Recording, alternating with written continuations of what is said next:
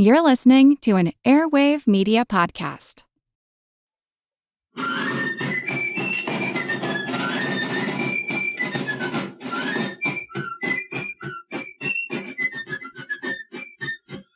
Hello, and welcome to this live edition of the American Revolution Podcast. I'm coming to you today on July 4th, 2021, the 245th anniversary of Independence Day. I wanted to talk today a little bit about how we got to independence. The move from the colonies to becoming an independent nation was not a guarantee. Nothing was inevitable. And in fact, up until a few months before we actually declared independence, the majority of the country did not seem terribly excited about the idea. So I wanted to take a look at how we got from there to here.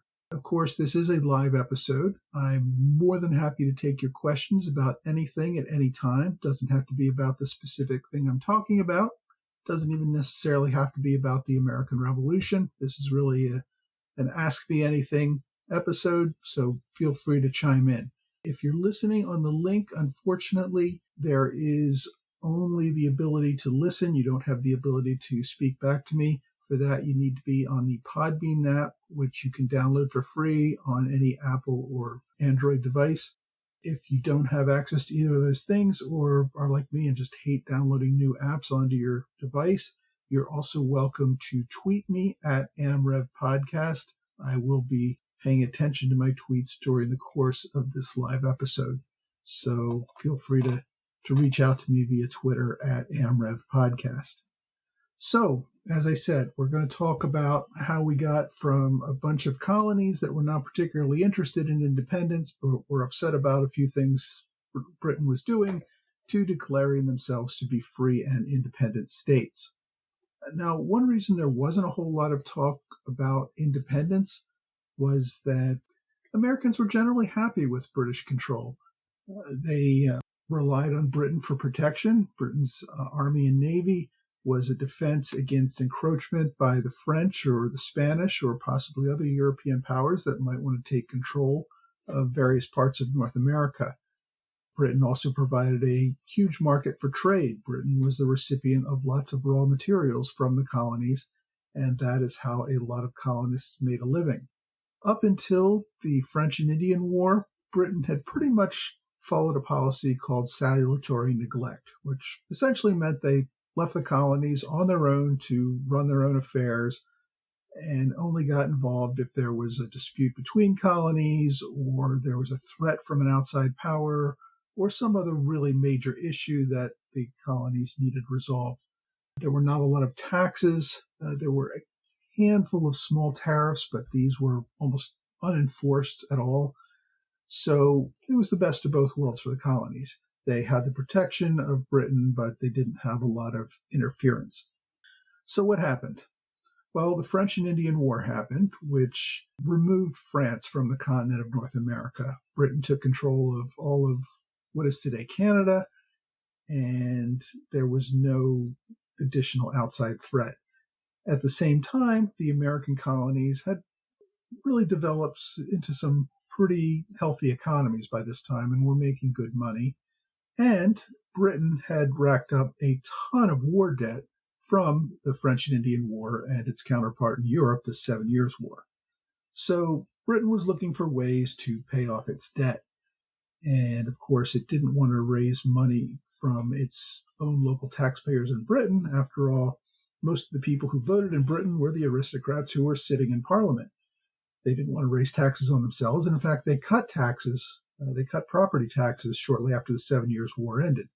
So they were looking to the colonies to raise money. After all, the colonies had been a source of a lot of the war costs. Why shouldn't they chip in to pay for some of the things they needed to pay off now?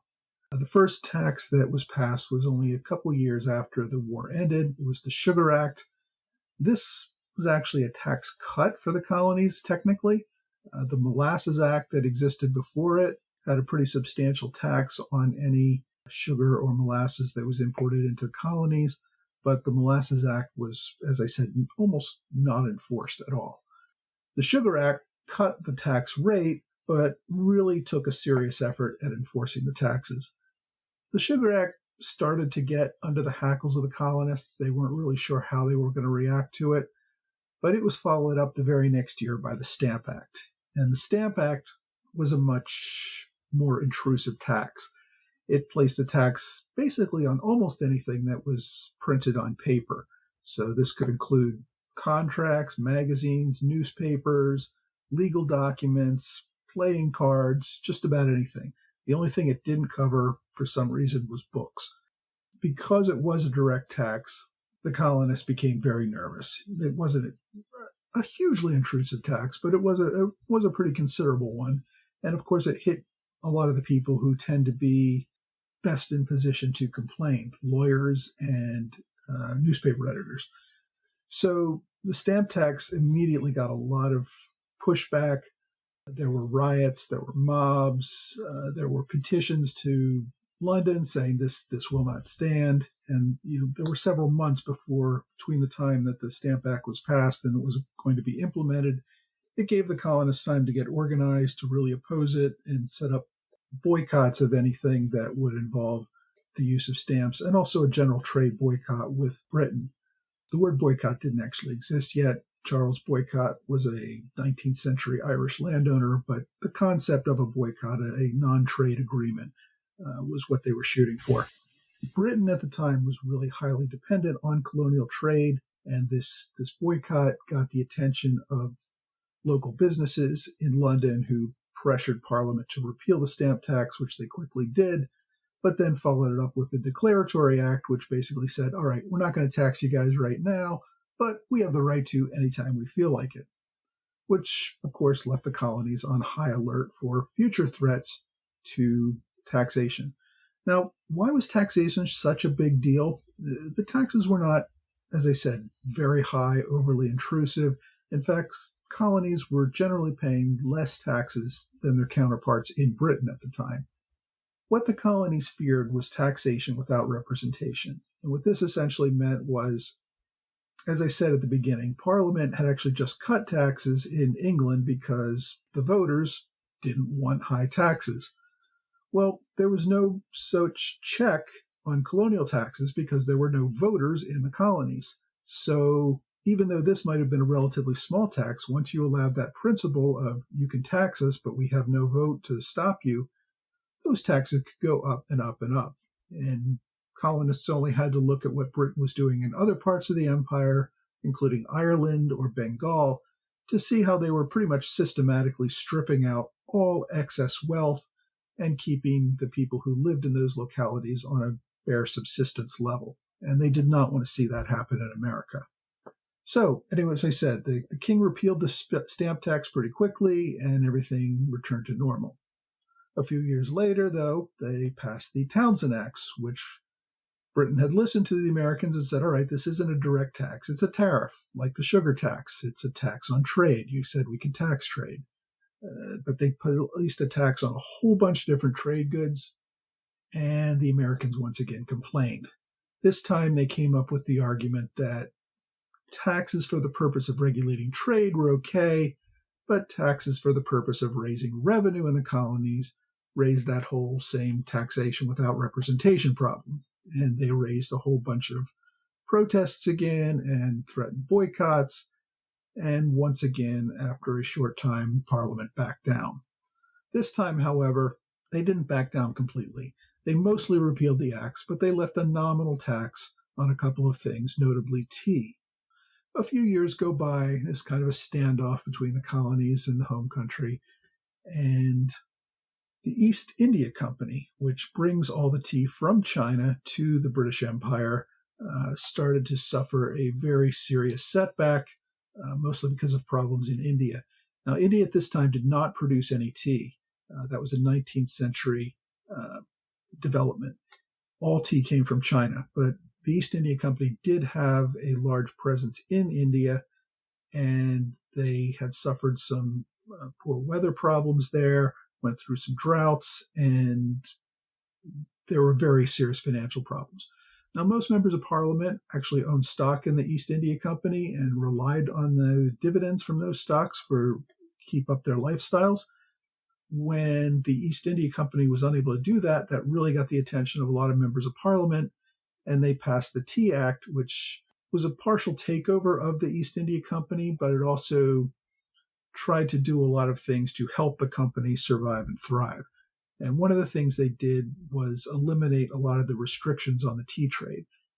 Tea at the time had to be brought from China into London, where it was taxed, where it was repackaged, and then it was reshipped out to the colonies. And that process of taxing it at several different steps, which actually made the taxes on the tea more than 100% of the price of the original tea, and the fact that it had to go through several ships and be transferred by hand off and on those ships just added a whole lot of cost to the tea. As a result, British tea in America was a lot more expensive than tea that they could just smuggle in from Dutch trading companies. With the changes, they allowed the East India Company to bring tea directly to America, bypassing a lot of those taxes and tariffs, and sell it at a much cheaper cost that was really competitive with the smuggled tea from Dutch companies. The problem with this is that part of the Tea Act required that there was a minimal nominal tax that had to be paid by the purchaser in the colonies when the tax was received. Now, they could have just added this tax to be paid by the East India Company before the tea even reached the colonies, and it wouldn't have been a problem.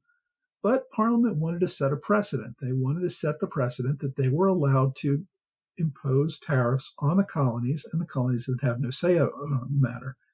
Now, they figured the colonies would say, hey, the tea is cheaper anyway, even with the tax. Why not just go along with it and, enjoy the cheap tea? Of course, the leaders, again, saw this as a problem.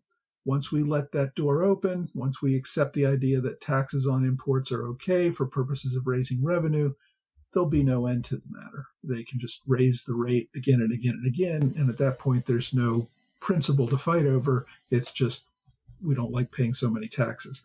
So they had to fight the import of the tea, and they got all sorts of people to agree not to import it. They got people who had agreed to act as agents for the tea to pull out of that agreement, and tea was delivered to many different parts of the colonies, and in most places they were able to turn it around and force the ships to go back without landing. That did not happen in Boston. In Boston, the ships came in, and once the ship came into port, the tariff had to be paid, and it had to be paid, I think, within 30 days, or the tea would be forfeited, and then it would be sold to collect the tax money anyway. So the Americans really had no way out of this. They tried to work with the governor to get him to let the ships leave, and the governor would have none of it. He wanted to enforce this precedent and make the tea tax be paid. And of course, the day before the 30 days was over, the Americans decided to dump the tea in the harbor to prevent any tax from being paid on it. And of course, that became known later as the Boston Tea Party. Now, this made the British in Parliament apoplectic. The destruction of that tea, even though the East India Company was technically a private company, was seen as a direct attack on British authority. And Britain, at that point, we're talking 1774 now, passed the Coercive Acts, sometimes called the Intolerable Acts, which essentially took away a lot of the rights of the Massachusetts colony to rule itself. It outlawed town meetings, it closed Boston Harbor, it created more appointed positions and less elected positions within the colony. And that was really meant to send a message to all the colonies. If you don't behave and follow the law, this is what can happen to you. And the colonies did take notice, not in the way that London expected, though. They expected the colonies to all back down and behave and be good little boys and girls and start obeying for fear of punishment. Instead, the colonies looked at this and said, if this could happen to Massachusetts, it can happen to any of us. We have certain guaranteed rights in our colonial charters. And the king is basically saying, and Parliament and the Privy Council are all saying, we can overrule those charters at any time with a wave of our hand and take away any rights we want to. And that just was completely unacceptable. So you see active military resistance happening in Massachusetts, men taking up arms, training as militia, being prepared to threaten the British government. And in fact, British tried to shut down several town meetings, and just the militia turning out with force of arms forced the British Army to back down and retreat from doing so. And the British Army ended up getting stuck pretty much in Boston and leaving the rest of the colony on its own. At the same time, the rest of the colonies met in Philadelphia at the First Continental Congress to say, hey, this removal of our charter rights is completely unacceptable. And they sent a series of petitions to the King and Parliament saying, listen, we need to work this out. These are what we're looking to resolve, the issue of taxation without representation, the rights protection of our colonial charters, the restoration of rights. And if you don't do it, we're going to engage in more trade boycotts. Well, this was 10 years after the first trade boycotts that worked for the Stamp Act and the Townshend Act. By this time, many of the merchants in England had diversified their trade relationships, so they weren't as dependent on the American colonies as they were before. And so when the threat of trade boycotts came along, many more people in Britain were willing to say, yeah, boycott all you like. This is the law. You're going to follow the law. So it didn't work out as well as they had hoped. Even so, what I want to really make clear here is there was no expectation that these protests would lead to independence. These were Englishmen in the colonies fighting for their rights as Englishmen. There's a letter from a delegate from the First Continental Congress, and I'll just read a short quote from it. A colleague of his had asked if there was any talk of independence at the First Continental Congress, and this is his response. I was involuntarily led into a short discussion of this subject by your remarks on the conduct of the Boston people and your opinion of their wishes to set up for independency. I am well satisfied as I can be of my existence that no such thing is desired by any thinking man in all North America. On the contrary, that it is the ardent wish of the warmest advocates for liberty that peace and tranquility upon constitutional grounds may be restored, and the horrors of civil discord prevented. Now, you might say that was just one delegate's position, maybe not one of the hardliners, but I should mention that the delegate who wrote that was none other than George Washington of Virginia. So the First Continental Congress, there was really no interest in independence. And they sent several petitions to the King and Parliament. And just if you look at the words used in the petition, it's very clear that they were trying to resolve this problem in a peaceful way while still, getting what they thought they needed out of it. At the end of the petition, they added the following couple of sentences. We, therefore, most earnestly beseech your majesty that your royal authority and interposition may be used for our relief, and that a gracious answer may be given to this petition, that your majesty may enjoy every felicity through a long and glorious reign over loyal and happy subjects, that your descendants may inherit your prosperity and dominions till time shall be no more, and always will be our sincere and fervent prayer. That does not sound like a group of men who are ready to break with the king. The First Continental Congress, as I said, wanted restoration of their colonial rights and was looking to the king to be the arbiter with Parliament to resolve this problem. Continental Congress disbanded in late fall 1774 and left plans to meet again for a second Congress in May. They were basically hoping by that time to get a response from London and to see what next steps might be needed if London didn't completely agree to all of their requests. Of course, by the time the Second Continental Congress met in May 1775, Lexington and Concord had already put the continent at war. So when the delegates arrived back in Philadelphia, they were essentially on a war footing and kind of behind the eight ball trying to figure out what steps they could take next to stop this before it really got crazy and out of hand. The delegates from New England were at the point where they really thought, this is war, we've got to fight the war, but they had to worry about the mid-Atlantic states and the southern state colonies, not states yet, worry about them being on board with all this and that they would put up a united front. So that was the big fight of the early part of the Second Continental Congress in 1775. Many in Congress still hoped that they could resolve this peacefully.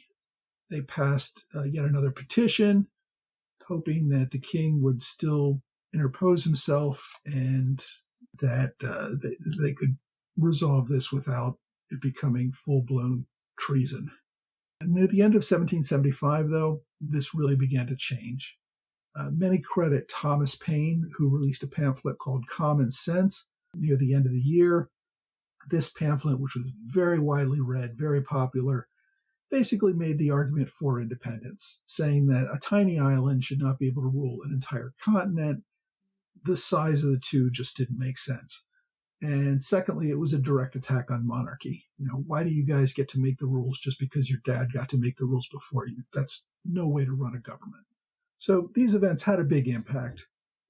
But even the fact that they were now at war and that a few radicals were calling for independence probably did not move the mass majority of the population to favor independence, and probably not even the majority of delegates at the Second Continental Congress. What really changed it was the next actions of King George III. King George III received this final petition from the Second Continental Congress and rejected it out of hand. It came from an illegal body. We're not going to respect it. He saw what was happening in Massachusetts, Lexington and Concord, the siege of Boston that was going on by this time, as outright rebellion against his authority. And a king cannot tolerate or negotiate with rebellion. It requires firm military action. And once we put down this rebellion, then we can talk about being nice and maybe you guys receiving the king's mercy. But until then, this was war, it was rebellion, and it had to be dealt with as such. He gave a speech to the opening of Parliament in the fall of 1775 outlining this.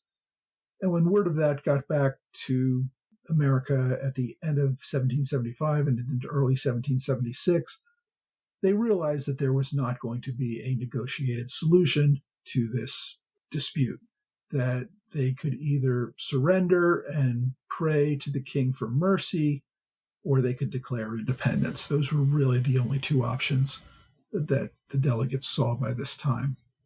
By early 1776, many of the delegates who had attended the Continental Congress and who were against independence saw the writing on the wall. They saw that London was calling the Congress an illegal body, and that when they crushed this rebellion, it could very well be that the members of that illegal body would be hanged as the leaders of the rebellion.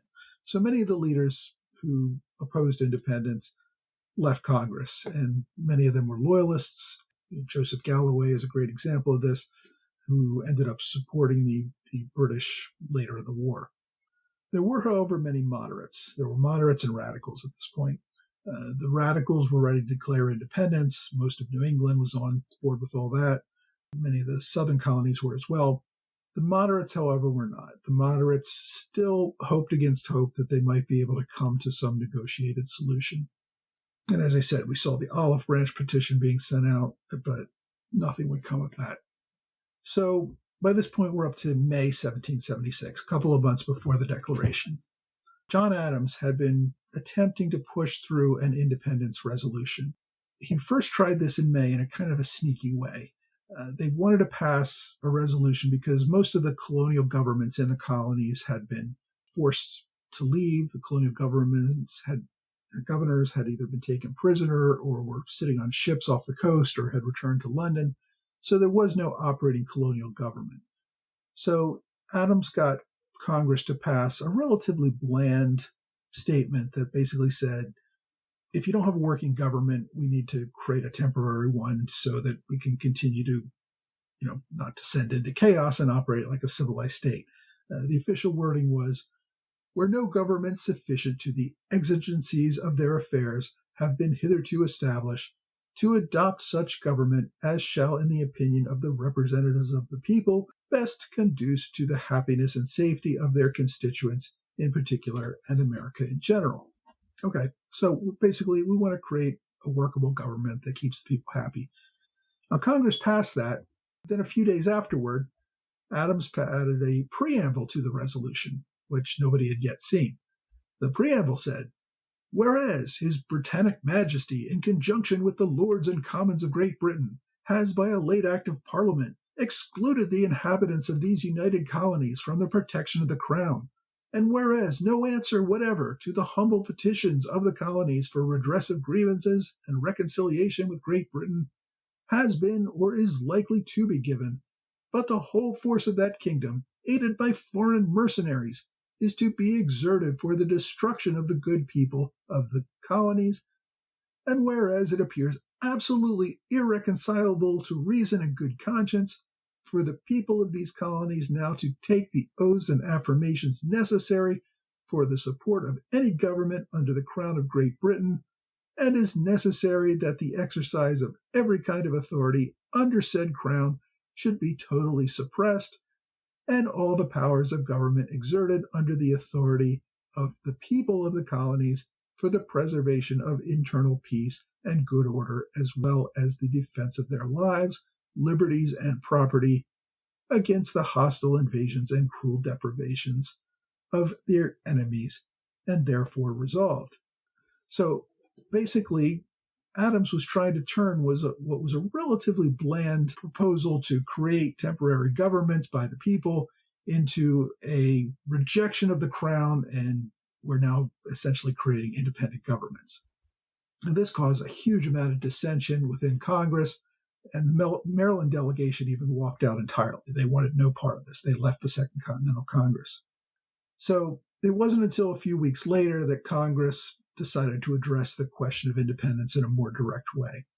On May 15th, the same day that Adams introduced his controversial preamble, the Virginia Convention passed a resolution for Congress to consider. And this resolution reached Congress a few weeks later. On June 7th, a Virginia delegate, Richard Henry Lee, offered the resolution to Congress. And this was a straightforward resolution that said, "Resolve that these united colonies are and of right ought to be free and independent states, that they are absolved from all allegiance to the British Crown, and that all political connection between them and the state of Great Britain is and ought to be totally dissolved, that it is expedient forthwith to take the most effectual measures to forming foreign alliances, and that a plan of confederation to be prepared and transmitted to the respective colonies for their consideration and approbation." So this was Virginia getting on board with independence. Now, when this proposal came out, or shortly before it was released to Congress, Adams had written a letter to James Warren, who was president of the Massachusetts Provincial Congress at the time. He was giving his assessment of where all the colonies stood on independence. Again, this was May 1776. He thought that New England, that is, Massachusetts, New Hampshire, Connecticut, and Rhode Island, would support independence. He also thought that the southern colonies, Virginia, North and South Carolina, and Georgia, were also pretty likely on board. However, the middle colonies, New York, New Jersey, Pennsylvania, Delaware, and Maryland, all at the time still had instructions to oppose independence. In other words, the state governments or the colonial governments that were in charge had instructed delegates to oppose independence at all costs. So after Lee made this resolution in early June, Congress immediately tabled the proposal for 3 weeks so that delegates could go home and confer with their local leaders and decide whether they could have their instructions changed. In the meantime, a drafting committee began work on a declaration just in case the vote for independence passed.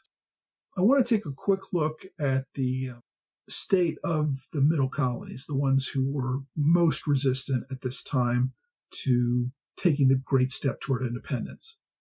You had Pennsylvania, which before the dispute was a proprietary colony. It was run by the Penn family. There was no provincial Congress at this time. There was only a radical committee, a committee of 100 that really had no legal basis for existing, that represented the most radical elements for war and independence. There was still a colonial assembly that was dominated by Quakers and pacifists who supported the king. There were some radicals like Charles Thompson who were pushing for independence. Many of these radicals attempted to vote in a pro-independence slate into the legislature in May, but they lost.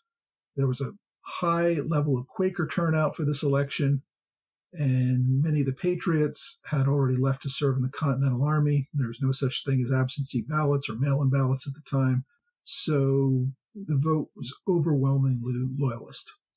By the way, Thompson kept really amazingly detailed notes about all the political machinations that went on, not only in the First and Second Continental Congress, but the entire time through the Constitutional Convention.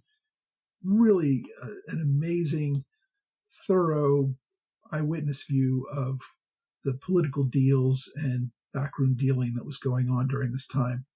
And near the end of his life, he took all of his notes and tossed them into a fireplace. He decided it would be better for history to remember Congress as idealistic heroes rather than the wheeler dealers and that his insider information would destroy that view. So Thompson, the great patriot, did what he thought best for his country, but not so much a friend for historians. The Quakers in Pennsylvania, as I said, were very strongly supportive of the king. Many people think that they were just pacifists who were opposed to war generally, which they were. But Quakers, the Society of Friends, also sees the support of the existing government as a religious duty. On January 20th, 1776, the Society's elders issued a public declaration which said in part, "In setting up and putting down kings and governments is God's peculiar prerogative, for causes best known to himself, and it is not our business to have any hand or contrivance therein, but to pray for the king and the safety of our nation and good of all men, that we may live a quiet and peaceable life in all godliness and honesty under government which God is pleased to set over us." So, Quakers are very set in the theory of the divine right of kings. Kings are kings because God wanted them to be, and it's not for us mortals to question that. So, as I said, the Quakers won the election, the Loyalists were in charge, but the Radicals were not deterred. Responding to that resolution I talked about before, where John Adams tried to add that hostile preamble that said governments needed to create new governments, a group of 4,000 radicals met in front of Independence Hall. Of course, it was not called Independence Hall at the time. It was the Pennsylvania State House. Both the Continental Congress and the legislature for the colonial legislature for the state of Pennsylvania met in the building. The radical mob listened to speeches by some radical delegates, including Thomas McKean, who not only wanted independence, but a completely new government for Pennsylvania. And they called for a new constitutional convention to replace the Pennsylvania Assembly. The Committee of 100 then called for an election of delegates to the convention. What legal basis did they have for this? Really none. They were simply counting on the people to support it and for the government to have no power to obstruct it. Although the momentum seemed to be in the favor of the radicals, the leaders set up the convention to essentially ensure the result they wanted. First, they gave equal representation to each county. This gave far more power to the less populated western counties, where radical sentiment was far more popular. Second, they required that all delegates forswear allegiance to the king and support whatever government the people chose. So Quakers and Tories who were unwilling to consider the possibility of ditching the king were not even allowed to participate in the convention. Third, they opened up voting to any male over the age of 21 who had been assessed for taxes. There was no minimum property requirement, and this increased the adult male voter pool from between 50% to 90% across the state. Much larger voter pool than typically voted in colonial elections. Now, seeing the radicals make a move toward ending the assembly, many representatives began to move toward the radical camp. Pennsylvania formally withdrew its instructions to the Continental Congress to oppose independence, but it also didn't issue new instructions. In other words, the delegates were able to decide for themselves, and a majority of the delegation opposed independence 4-3. In the end, two of the opponents, John Dickinson and Robert Morris, left before the vote, thereby allowing the delegation to support independence by a vote of 3-2. Both of these men realized that the change was going to happen soon anyway. Even if they were not ready to cast the vote, they saw value in allowing Pennsylvania to join the other colonies in backing independence. So, Pennsylvania is on board for independence now by the end of May, early June of 1776. Now, New Jersey was also in a period of transition. The colony had a strong loyalist population and could really go either way. The royal governor, William Franklin, had ended the legislative session in January, and the provincial Congress just simply took over the functions of government. When the governor attempted to call the assembly back into session in June 1776, the provincial Congress reacted by replacing the royal governor in June and supporting independence. Again, did they have any real legal authority to do this? No. They counted on the fact that the majority of New Jersey would support them, and that was the basis for their actions. They sent the governor to be imprisoned in Connecticut and called for the creation of a new constitution. So, New Jersey on board for independence. Next, we move on to Delaware. Now, Delaware was not really an independent colony before all of this started. They were part of Pennsylvania, but they had their own legislature, which governed what was called the 3 counties on the Delaware. They were overall governed by the Penn family that ran Pennsylvania, but since the governor had been overthrown, Delaware had its own legislature and Pennsylvania had its own legislature, so Delaware was kind of pushing not only for independence from Britain, but independence of itself from Pennsylvania.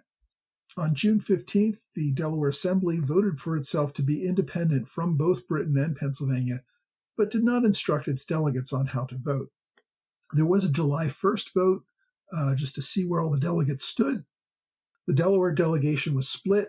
There were only 2 of the 3 members of the delegation there at the time. Thomas McKean voted for independence. George Reed voted against it. So McKean had to send for the 3rd delegate, Caesar Rodney, who was also serving as a militia officer in Lower Delaware at the time, trying to put down a loyalist revolt. Caesar Rodney made a famous midnight ride through a thunderstorm so that he could get there on July 2nd for the vote in favor of independence. His arrival was celebrated as delegates broke into song and dance at his arrival. At least that's how it's portrayed in the musical 1776. Actual events may have been a little less musical and dramatic. Both Rodney and McKean, as I said, were from southern Delaware, which, as I said, had a heavy loyalist population in it, and a result of their voting for independence, both men lost their seats in the next election. But Delaware had voted for independence. Maryland, as I said, had walked out of Congress on May 15th when Adams had tried to introduce that controversial preamble that smacked of supporting independence. The Maryland Convention received Congress's resolution, then voted unanimously not to create a new government and reaffirmed its loyalty to the king. The planter class in Maryland was strongly loyalist. The patriots mostly came from the merchants in the port cities. Samuel Chase became one of the biggest advocates to get the convention to change its views. On June 21st, the provincial convention recalled the delegates to discuss the matter, but wanted an assurance that Congress would not vote on independence while they were away. Since Congress planned to begin debate on July 1st, this wasn't a problem. In the end, the convention approved independence after learning that Pennsylvania, New Jersey, and Delaware would support it. The need for unanimity was a strong one among some of the more reluctant voters. So that leaves us with New York. Unlike most other colonies, Loyalists had continued to participate in the provincial Congress that had been set up to oppose colonial government. Now, this gave the Loyalists a lot more influence in selecting delegates to the Continental Congress who opposed independence, as well as keeping the provincial Congress from going, in their view, too far. New York was also facing an imminent invasion at the time. A leader, even open to the idea of independence, might have second thoughts if he believed the British Army would soon reassert control over the colony and begin looking for leading traitors to arrest and hang. Conservatives in New York tried to slow down the momentum toward independence. After receiving word that the Continental Congress would debate the matter, the Provincial Congress voted that it would not support independence until it took a vote of the people in its colony. And it couldn't take that vote because, well, the British invasion that's about to happen. The Congress ended its session on June 30th without changing its instructions to the delegates to vote against independence. So New York was the only colony to abstain from the July 2nd vote for independence. When the New York Congress learned that all other 12 colonies had voted in favor, it reconvened on July 9th to approve of the vote for independence. So the final version of the Declaration as written was able to add the word unanimous.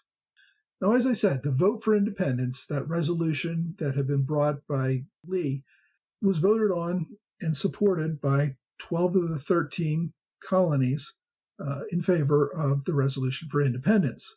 Only New York abstained. So what exactly happened on July 4th? Why are we celebrating Independence Day on the 4th of July rather than the 2nd of July?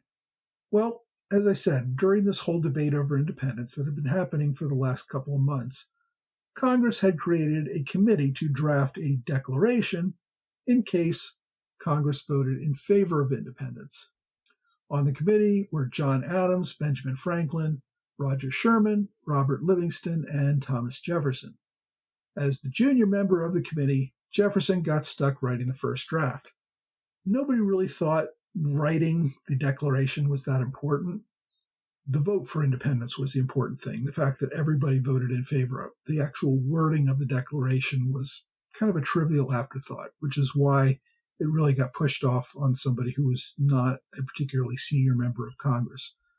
Thomas Jefferson had a reputation as being a good writer, and so he would do the first draft. The members of the committee would look it over, make some changes. It would be submitted to Congress, who would make additional changes. But Jefferson did an amazingly good job. There were a few things taken out. Most famously, there was a provision blaming the king for bringing slavery to America. Many people think that was taken out because of a pro-slave sentiment in Congress, and that's partially true. There was, particularly among many of the southern colonies, they were not ready to make this war about slavery. This is not to say that the war was being fought to protect slavery, but it wasn't being fought to end slavery either. Slavery was an existing condition, and in the interests of unanimity, the issue of slavery was essentially kicked down the road. The other reason one could make a good argument for removing that was blaming the king for slavery was a bit of a cop-out. The colonists had brought slavery into North America, and the king had tolerated it. The king had allowed them to have slavery. So blaming the king for essentially forcing slavery on the colonists was a bit of a, intellectually dishonest accusation. So there was kind of a good reason to bring it out, remove it for that reason alone. The committee finished with its draft in late June, and it presented it to Congress after the July 2nd vote for independence. At that point, Congress did take a couple of days to debate the final wording, which it finally agreed to on July 4th. After it agreed to the wording of the Declaration on the evening of July 4th, a draft was given to a local printer by the name of John Dunlop, who produced the first written copy of the document on July 5th, with the date July 4th on the document. Other newspapers began printing it over the next few days, and quickly the Declaration spread all up and down the continent. Now, there was no official version that was going to be sent to London. That was never planned. This was a declaration to the world, and if anything, was particularly aimed at France. They were hoping by declaring their independence that France would see this as an actual war that they could join, not an internal dispute within the British Empire. There were some British officers who obtained copies of the Declaration in the days following its general distribution. Of course, we're all familiar with the signed, engrossed copy of what we call the original Declaration of Independence. This was actually drafted several weeks after the fact. It was laid before Congress on August 2nd for the signatures. By the time this final engrossed version was signed, as I said, New York had gotten on board, so the one word that was changed in the Declaration was the word unanimous. Most members signed it on August 2nd, but some did not get around to signing it until days later. There's even some question about one signer that may not have signed for several years. But the date of July 4th appeared on the Declaration itself. As a result, we celebrate Independence Day on July 4th. And here we are, 245 years later, still celebrating that important date, which led to the independence of the United States.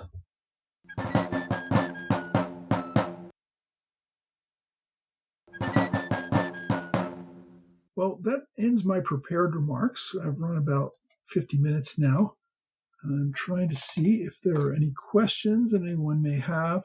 You can ask me about independence. You can ask me more generally about the American Revolution. You can ask me about podcasting. You can, this is really an ask me anything moment. So if you have any questions at all, I'm more than happy to take them on at this time. I'm just checking my Twitter feed right now to see if anybody has asked a question there. As I said, I know it's difficult. I sent out a link. People can listen to this podcast, but to actually interact with me, you have to have the podcast app on your phone. And I know a lot of people just don't like downloading new apps for that. So I did offer the option of asking questions on my Twitter feed at AmRev Podcast. And I want to see if anyone has lots of 4th of July celebration tweets today, but nothing in particular for me.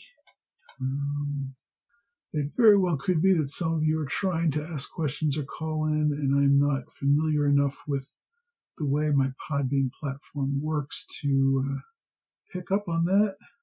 If anyone wants to get in touch with me, now's a good time.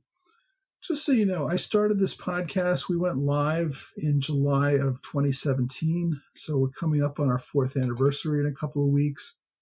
As you know, I'm generally working through the podcast in chronological order.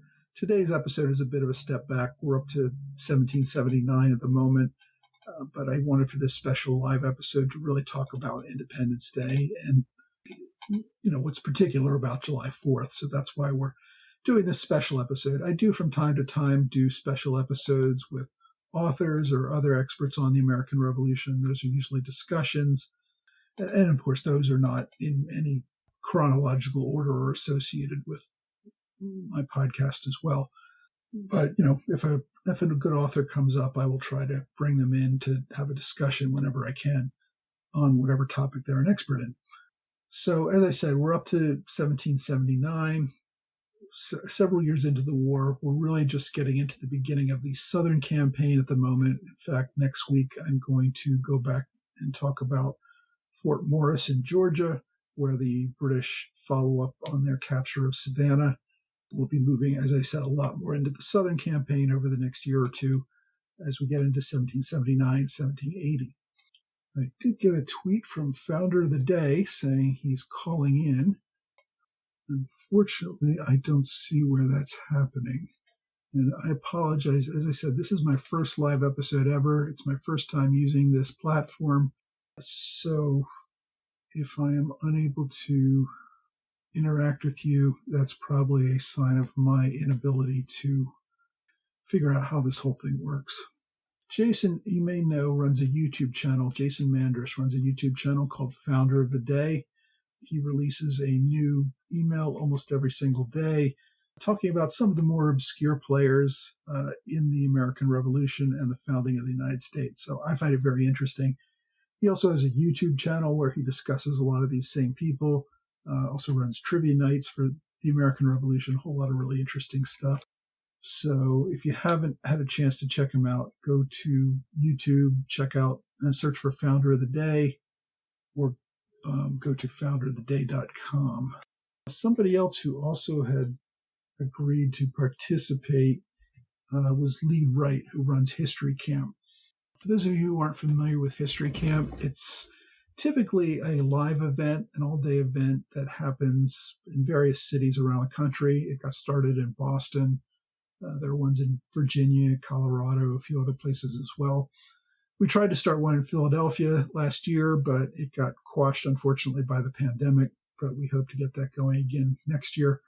Because so much got canceled from the pandemic, History Camp is holding a live online episode this year called History Camp America. It's going to happen next weekend. It will involve, like the live episodes or live events, the ability to listen to a multitude of speakers on a wide variety of topics. Basically, there's 6 or 7 different time slots. In each time slot, there's usually 5 or 6 different speakers, so you can pick which speaker you want to listen to. And it's, as I said, it's an all-day event. Usually these things happen live. We all go to a building and we're all in one place and can work with one another. That was impossible this year because of the pandemic, so they're doing a virtual all-day online event next Saturday. If you're at all interested, go to historycamp.org for more details. Michael? Hello? Can you hear me? I can hear you. Well, I made it. I'm in. This is Jason. Wonderful. Jason from the Founder of the Day. Glad to have you here. Yeah, thank you so much. You're live and online. Why don't you tell us a little bit about Founder of the Day? I gave a brief explanation, but you can probably do a much better job. Well, I heard you. You did a fantastic job, just like you always do. Founder of the Day. Every day on my website, Founder of the Day, I release an article, and on YouTube, a corresponding video about a different American founder. At this point, 360 however days a year. We also do some fun things at night. Like you said, we do trivia on Fridays, so if you like the American Revolution trivia, come to that. Thursdays, I do a live wrap-up of the founders of the week. And Monday through Wednesday at night, do various different things. We had several interviews, including, I don't want to say yours truly, but you, Mr. Troy, have been on several occasions.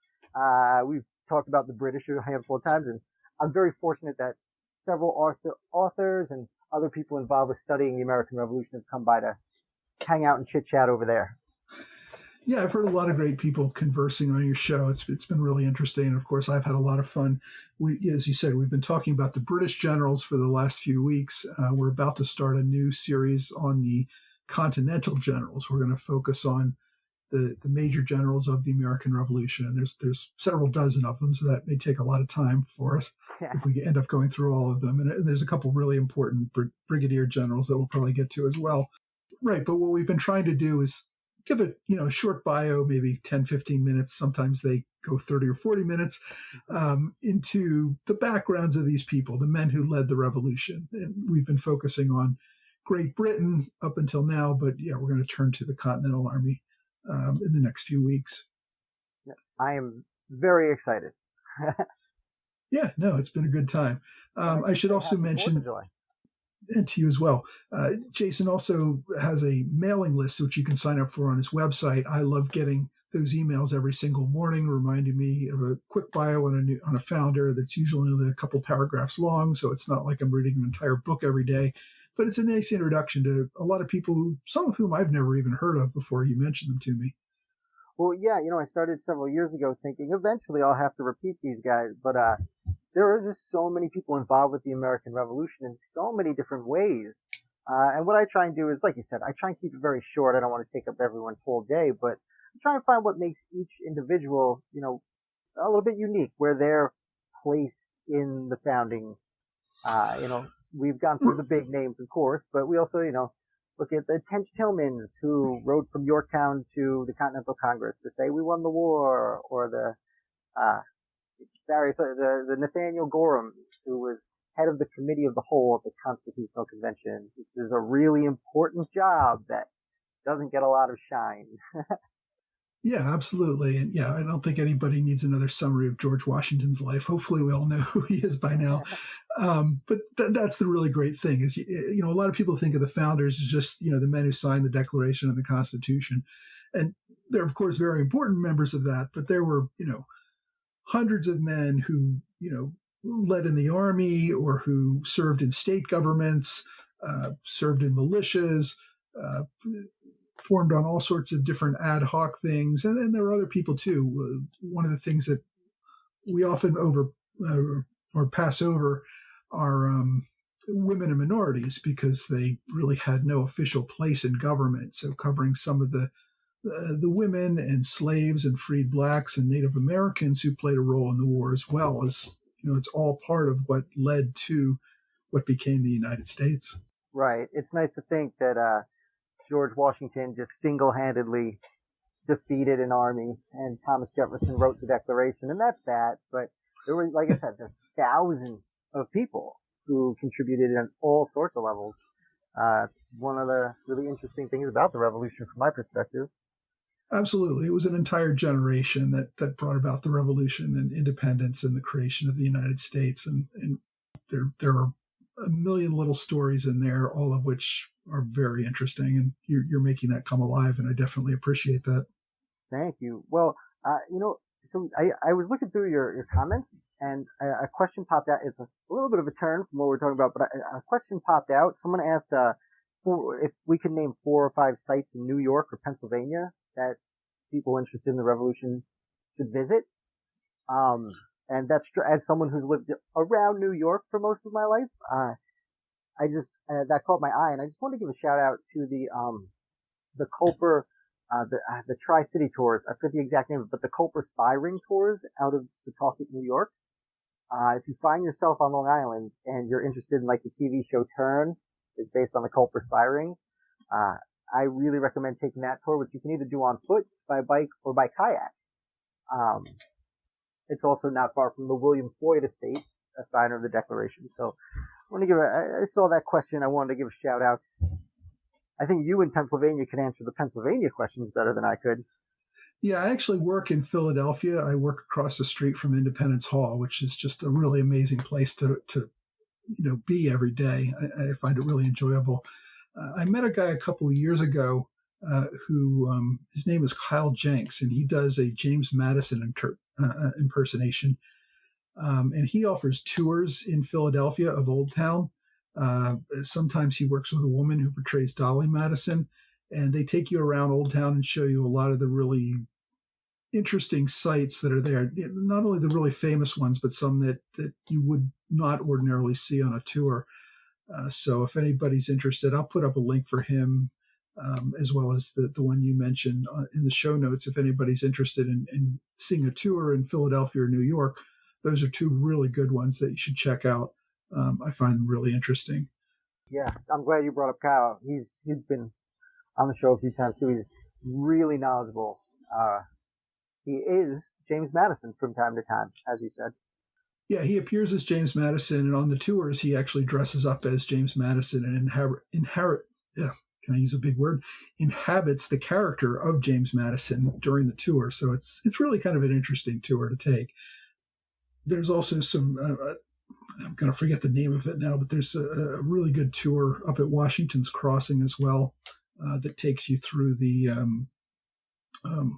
Washington crossed to Delaware, and then he attacked Trenton, and then he marched up to Princeton. And that whole tour is part of a bus tour that you can take. And I'm going to forget the name of it, but I will put it in the show notes. That's another really good one you might want to try. But yeah, there's a few really good ones out there. I agree. I wonder, so, I've always wanted to take a trip out to like York and Lancaster to see where those capitals were. I wonder if you're familiar with any of the sites out there. Yeah, I'm not sure if there's a whole lot to see out there or not. That's a good question. I actually have driven through York and Lancaster on my way to other places, and I've never bothered to stop and really look to see if there's something interested related to the Revolution there. Yeah, I'm not sure how much is left. They were the capitals of revolutionary America from time, I don't want to say time to time, very briefly. Well, Lancaster was capital for a day. York was capital for a few months, when the British, the British occupied Philadelphia. So the Continental Congress met out in York. They were also in Baltimore, of course, for a few months the year prior to that, when the British threatened to invade Philadelphia. So I don't think there's a whole bunch left in Baltimore from that time as well. But that was, of course, in the middle of downtown. York, of course, has never been built up into a major city, so there's probably a little more to see there. You know what else is interesting? If, back up in New York, and it's in Rome, New York, which is by Utica, in central New York. Fort Stanwix. It's I understand it's a reconstruction of the original fort, but it was for a time named Fort Schuyler, and it's where a lot of the action took place. One of the 3 prongs that were supposed to arrive for the Battle of Saratoga. Right.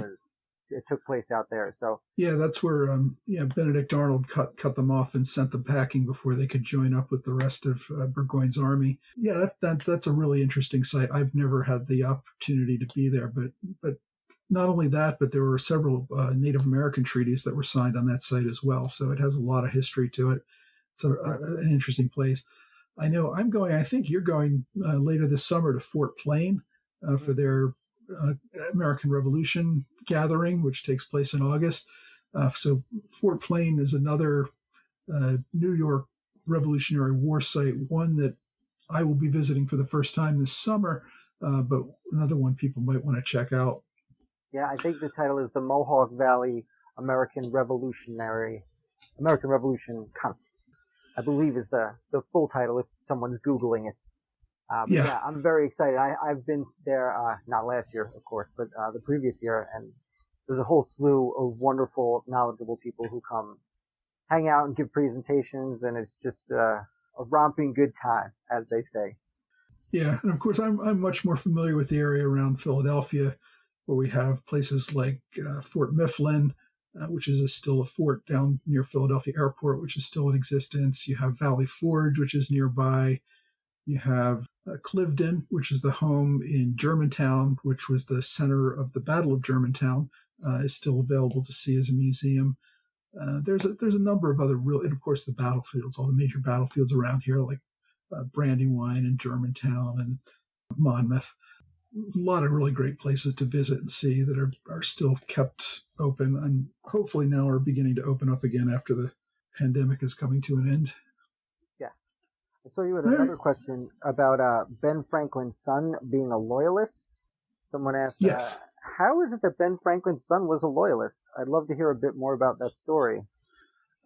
Ben Franklin's son was a bastard, and I mean that in the legal sense, not in in the attacking sense.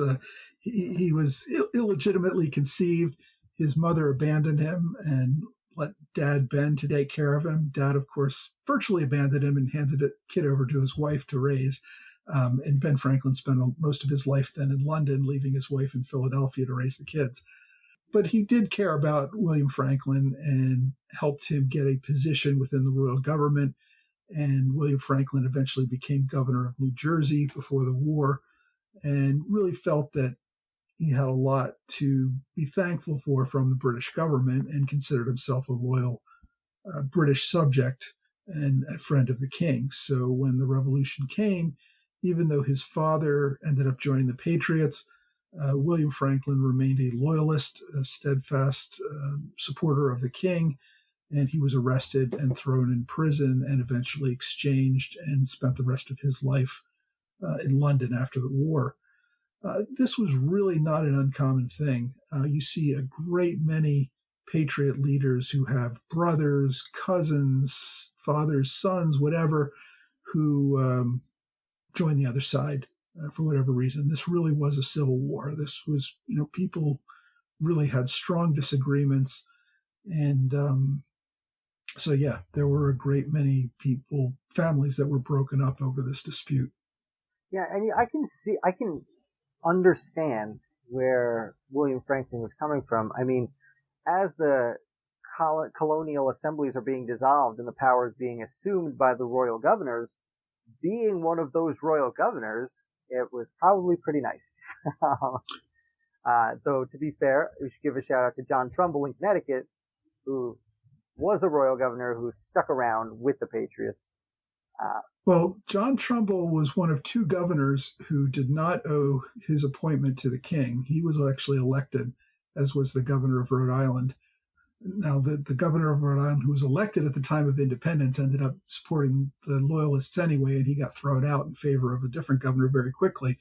So Trumbull actually was the only governor who made it from the colonial period to the independence period while still remaining governor. Yeah, no, that's a great specification to make, because from Trumbull, as things are going wrong in Massachusetts, as one of those neighboring colonies, all the militiamen, you see him writing General Gage early on, trying to say, like, hey, man, cool down over there. Be really careful because they're really upset in Connecticut. I can't imagine how they feel in Massachusetts. I'm paraphrasing, of course. Yeah. But then when that doesn't work, you see him corresponding with George Washington very heavily throughout, especially the early stages of the war. We've strayed a little bit from William Franklin, but that's okay. Going back very quickly to William Franklin, we should probably note that William Franklin was the, as you said, bastard son of Benjamin Franklin, and his bastard son, William Temple Franklin, was a patriot and joined his grandfather Benjamin as a secretary of sorts when they went over to France. And it was right there when they were signing the Treaty of Paris and everything. So one of the That's right. Franklin men didn't come along for the ride, but the other two were very important to international affairs.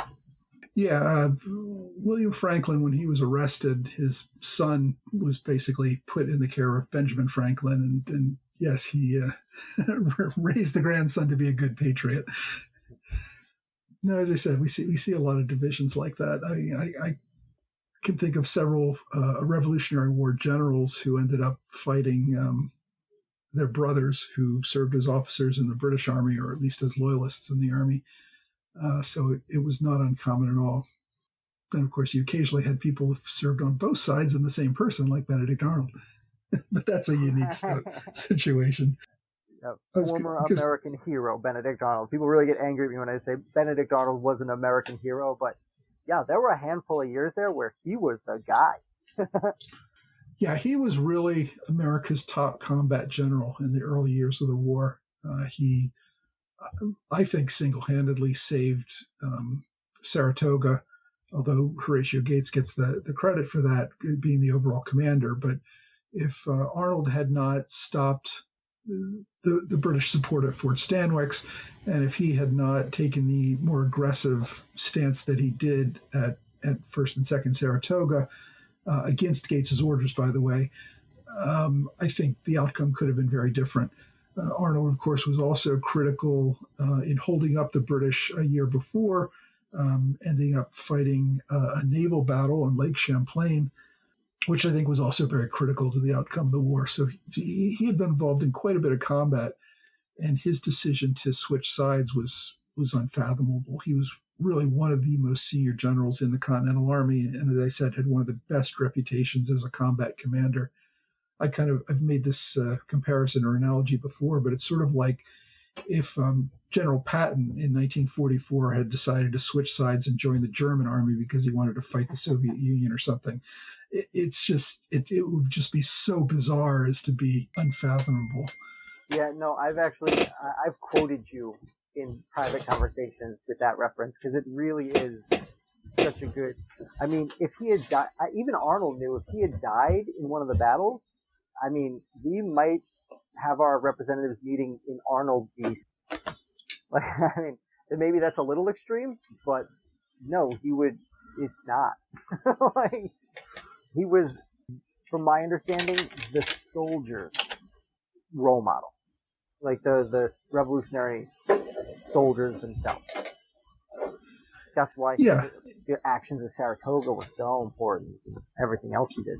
Right. Well, he really knew how to win battles. He knew how to rally men, how to fight, how to take the fight to the enemy, how to take advantage of timing and all sorts of things. And yeah, he was just a great combat leader. I'm of course starting to get into his fall from grace, shall we say, in the podcast.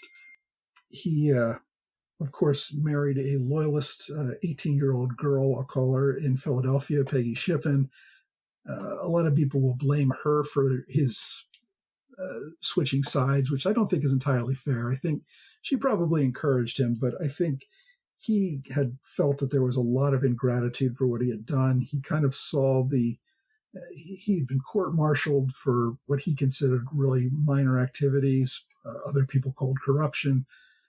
So yeah, it's. I would argue Joseph Reed and his entourage were just as culpable as Peggy Shippen was. Well, yeah, Joseph Reed was the guy who had him court-martialed. Essentially, they thought he was being too friendly with the loyalists, and he was using his position as military governor of Pennsylvania for personal financial gain, and Reed was having none of that. He really went after him. And at that point, Arnold really felt that his country had betrayed him, not the other way around. And at that point, he was going to basically sell out the people. And people sometimes ask, is what he did really so bad? And I have to say yes to that. I mean, not only did he switch sides, but he was prepared to turn over West Point to the British and surrender an army of thousands of men who were, put themselves in service under him to become British prisoners and probably die in British prison ships in New York. So he was really selling out his comrades in arms in every way you could in order to make this switch. So even if you felt like maybe he had some justification or provocation for what he did, there, I could probably name dozens of other officers who felt exactly the same way and didn't make the switch that he did. Right. And it's a lot of people fascinating too, because just before this, right before the court-martial, he was leaving Philadelphia. He got on his horse and was leaving Philadelphia to go to New York to buy with his own money, he was going to buy a huge amount of land in upstate New York so that he could then sell that off in lots to his soldiers who, when the war ended, he didn't think Congress was going to be able to pay them. That is what happened. Many places around the country, including upstate New York, were divided off, and instead of paying the soldiers, they gave them land. But Arnold, halfway through the war, quit Philadelphia and was literally leaving Philly to go buy land to distribute to these same soldiers when he's called back for his court-martial. And then it's those same men he was trying to reward for their service that he, as you said, ends up attempting to betray and be put on ships to... We all know what happens on those British ships. No, more people died on British prison ships than died on the battlefield. It was just a really horrific existence. Yeah. But yeah, I've been getting a couple of Benedict Arnold today. Yeah. No, I've been getting a couple of text messages from Lee Wrights, who unfortunately has been trying to join us, but probably because of my technical inability, I'm unable to see him and allow him in. He wanted me to mention a couple things about History Camp, which is taking place next Saturday. One of the neat things they're doing this year, in addition to the direct presentations that are happening, they're doing a couple of site tours. I know they're doing a tour of Fort Ticonderoga, a tour of Buckman's Tavern and Lexington Green, which is, I think that one's being led by J.L. Bell, J.L. Bell's doing the one, George Washington and Cambridge and the Siege of Boston. But many of you may be familiar with J.L. Bell's blog, 1775 Boston, or Boston 1775, which is a really amazing blog about the American Revolution, especially the New England aspects of it. Really gets into tons of detail. He's been doing it for many, many years and manages to come up with a new topic every single day of the year. It seems like sometimes he comes out with 2 in a day. I don't know where the man finds the time to research and write all of it, but gets into some really obscure stuff and really interesting. So anyway, J.L. Bell's doing a tour as part of History Camp of Cambridge and Siege of Boston, which should be really interesting. I will say, if Lee is having trouble getting in, you had sent me a private email as a host, and then I had to sign out of Podbean on my phone, go through the email, and then sign back in, and then suddenly it worked. So, Lee, if you want to give that a shot. Okay, I did the same thing for Lee, so I sent an email to his History List account. I don't know if he's able to get in or not, but I guess we'll see. Okay. I'm just trying to be helpful. I should also say I do see we got a shout out on the messages here for the Patriot Tours New York City, Karen Q, who has been a guest on my show. She is fantastic. She also she has her own character as opposed to being a real person. She has come up with a character whose name escapes me, but Mrs. Q at the time will take you on tours of New York City. And she does a fantastic job down there. Additionally, great. I assume it's focused on, the Revolutionary War era. Yeah. I'm sorry, I should have specified that. Yeah. Her character, Mrs. Q, takes you through. I believe they go to Francis Tavern. I unfortunately have not been to New York to take the tour yet, but I have spoken to Karen on several occasions. She is wonderful and super informative. She had written a book about Theodosia Burr, additionally. So she knows a lot about that family, has a little bit of sympathy for the Burr family. Again, I've already been an apologist for Benedict Arnold in this conversation. I probably should not do the same thing for Aaron Burr. Just keeping an open mind for back then. That's all. Yeah, I agree. Is somebody else there? Hey, guys. This is Lee. Thanks for that tip on how to get in. Oh, Lee, thanks. Good to hear from you. Absolutely. It took me a while, too. You know what? I will sign off. Lee, nice to talk to you. Michael, thank you for having me, but I'll let you step in All right. and chit-chat with Lee. Jason Manders, founder of the day, thanks so much for joining us. My pleasure, guys. Well, Mike, let's start with the fact that History Camp Philadelphia is going to happen next year. And the reason it's going to happen in large part is because all of your leadership and encouragement and just downright insistence that we have History Camp Philadelphia. So we're excited about that. Yeah, I can't wait for that. Yeah. And so appreciate your mentioning History Camp America this next Saturday. So a couple of thoughts. Let me add a couple of the other sessions that might be of interest, especially to folks who are interested in the Revolutionary War. One is called Inconvenient Founders, Thomas Young and the Forgotten Disruptors of the American Revolution. You mentioned the Buckman Tavern and Lexington Green Tour. There's also Lafayette's Farewell Tour and National Coherence, the Lafayette Trail. Don Haggist, who many people probably know, is doing a session that is darkly interesting and chilling, entitled Surviving the Lash, Corporal Punishment, and British Soldiers' Careers. We are also, as you mentioned, doing the Fort Ticonderoga tour. That will include some behind-the-scenes places that even if you were there in person, you wouldn't have a chance to see. There's the Long Island amphibious assault, the amphibious assault on Long Island. Another called Saving John Quincy Adams from Alligators and Mole People. Boston's Green Dragon Tavern, the headquarters of the Revolution.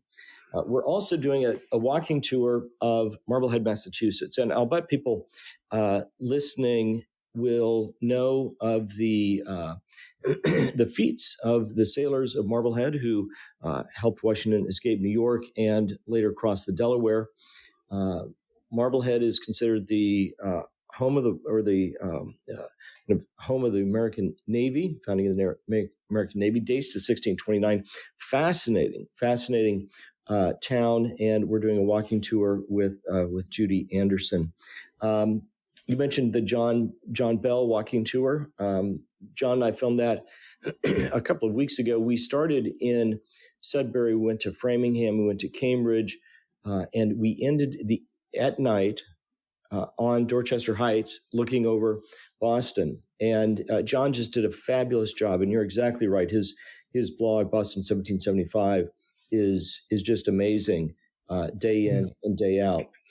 You mentioned Kyle Jenks. He's doing a session with Jane Hampton Cook on the First Amendment origin stories, and him as James Madison answering questions.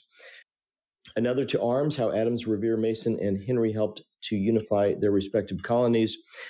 And there's some more. So folks who are listening who are interested in the Revolutionary War should know that there are many, many sessions. And in addition to the sessions live, folks who have registered will have exclusive access to the archives for a year. And so that means that with one registration, one family can both participate live and listen and view all of the sessions for a year.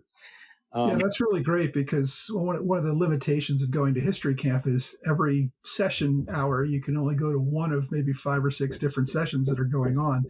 So this will give people an opportunity to go back and maybe listen to some that they weren't able to see live because they were a second or third choice for that time slot. Well, you're exactly right. And we hear that a lot, right? People say one of the things I love about History Camp is the variety, all these choices. One of the things I hate about History Camp is having to miss the other sessions going on at the same time. And so we address that with videos of every single session that we're doing at History Camp America. Now, to the person who asked the question, will there be History Camp Boston? There certainly will. It will be next year. We have already been in contact with the Suffolk Law School here in Boston, where we host that. They've told us it's a little bit too early to nail down a date, but we are keen to do that. Mike, we should also mention that one of the reasons that History Camp America is happening and we're getting the word out is because you're a part of it with a session, and you even have a discount code for folks. I do. You can use AmRev podcast. No, sorry, just AmRev. No, I'm going to get it wrong. I got to look it up. You know what? I think you should look it up because I think it's something like AmRev 21.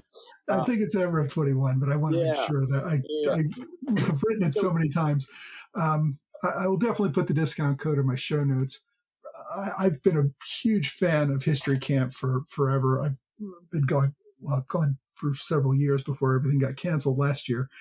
But I've been to several of them. I know the one in Boston is the biggest and oldest and is a really good one. I've been to Virginia and I got all ready for Philadelphia and it got pulled out from under me.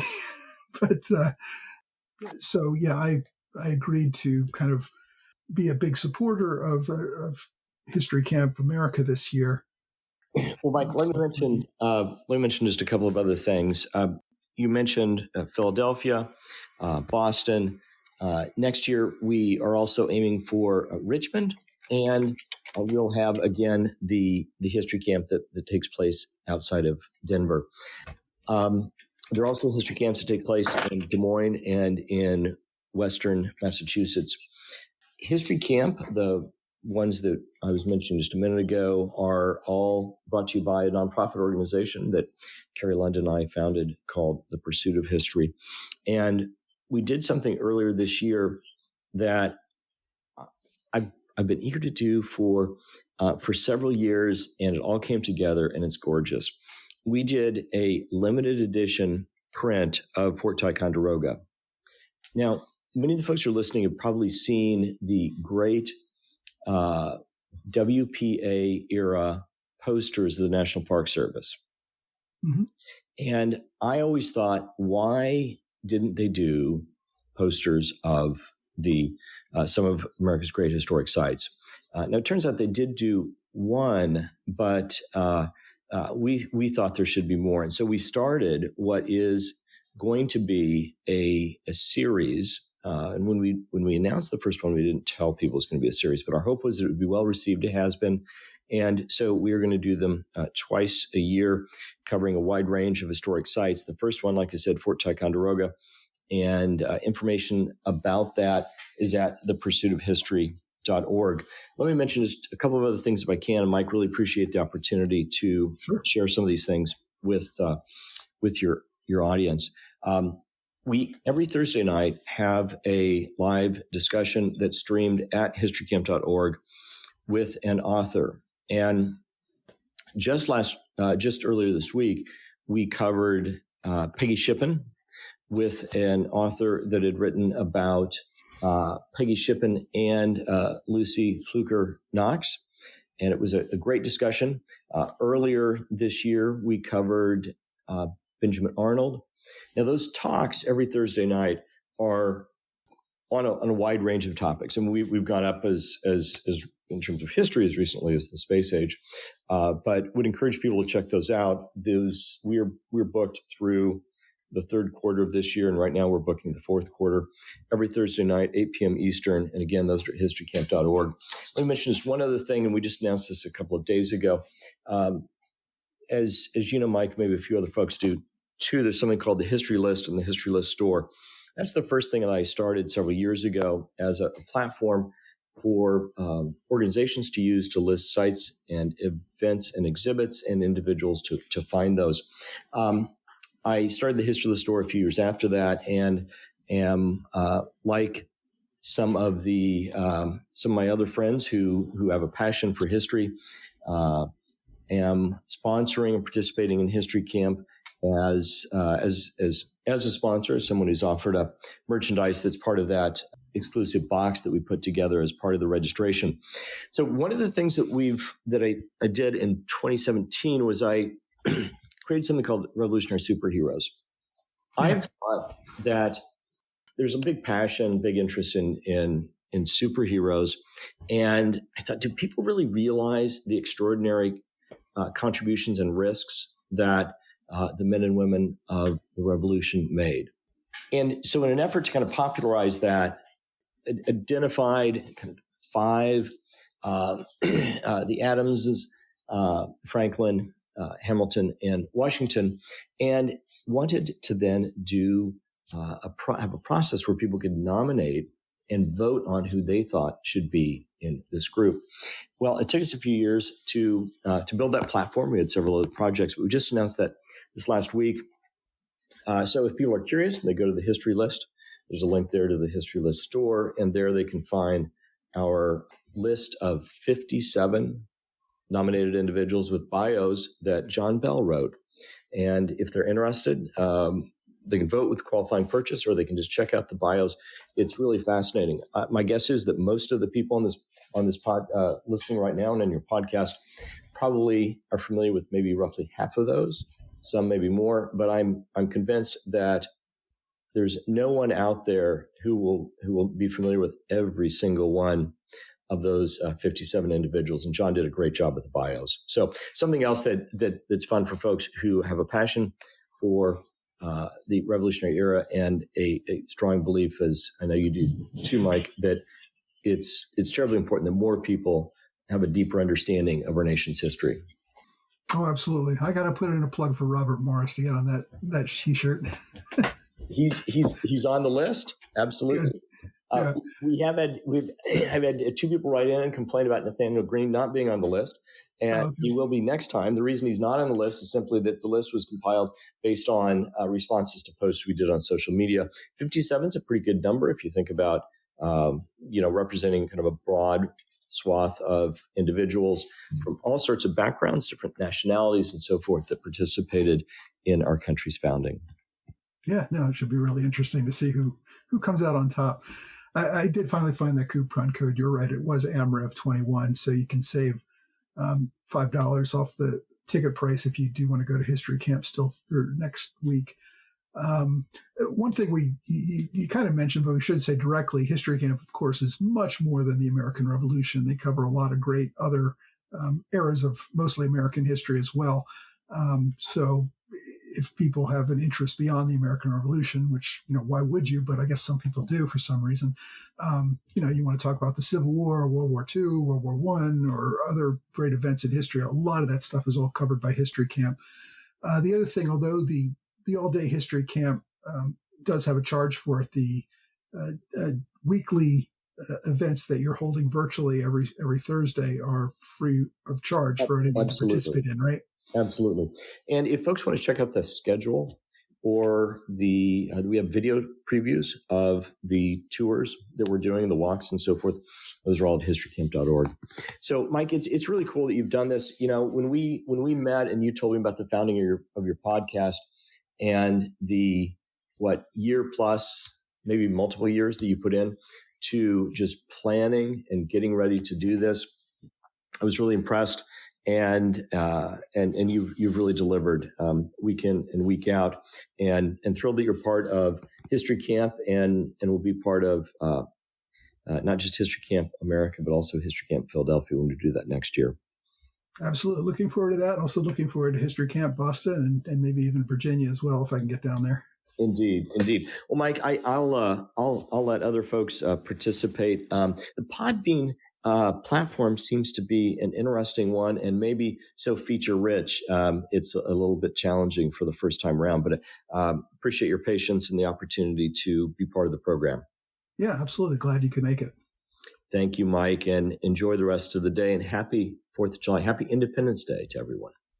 To you as well. Okay, that was Lee Wright of History Camp America and the History List and the Pursuit of History. He's got a lot of things going on. But yeah, a lot of interesting stuff happening. Lee touched on a conversation we had several years ago where I talked about the origin of my podcast, which I really started almost as an afterthought. I was interested in doing a blog on the American Revolution and ended up wanting to do a podcast then. And I spent about a year before I published my first episode just writing episodes and really familiarizing myself with how to do a podcast, working on my speaking, working on finding the right microphone, all that sort of good stuff before I started the podcast by releasing episode 1 in 2017. So I really started this whole project in early 2016. Just a little tidbit on my backstory for those of you who are interested. Some of you have asked where this podcast is going. And as I said, we're in 1779 now. We have to get to 1783. And I'll be lucky if I can cover 2 years of the war in one calendar year in 52 weekly episodes. So we're probably looking at another 2 or 3 years before we reach the end of the war. Whether I go beyond that, I'm still kind of undecided. I might want to talk about the post-war years a little bit, but I probably won't go into as much detail as I do about the war years. Some of you remember at the very beginning of my podcast, I covered things like the French and Indian War and the pre-war protests, and I may have only done, maybe 6 or 10 episodes that covered an entire year. So I may do something like that in the post-war years where we talk about the struggles under the Articles of Confederation and the events leading up to the Constitution. So there may be a little bit of time after we get to the end of the war where I continue on. I guess I'll just have to see where we are at that point. But anyway, as I said, I'm always trying new things. This was an experiment today, doing a live episode. I appreciate anyone who's stuck with me now for the over hour and 40 minutes that we've been on the air. I am getting ready to sign off, but I do appreciate it. I hope you all have a wonderful Independence Day, and I will hopefully be able to put up a recording of this for anyone who has missed it. Have a wonderful Independence Day to all of you, and I look forward to seeing you next week on the American Revolution podcast.